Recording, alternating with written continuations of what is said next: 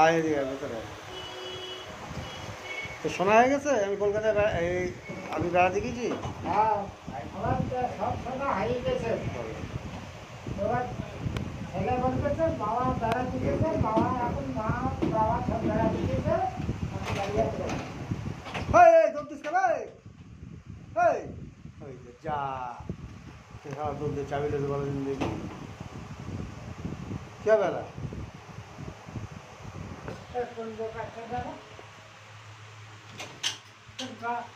একটা চড়ে তোর বাপের নাম করে দেবো।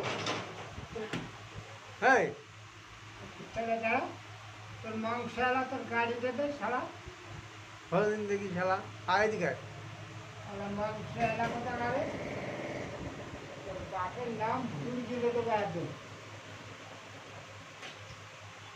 কেন ওই সে ছাগল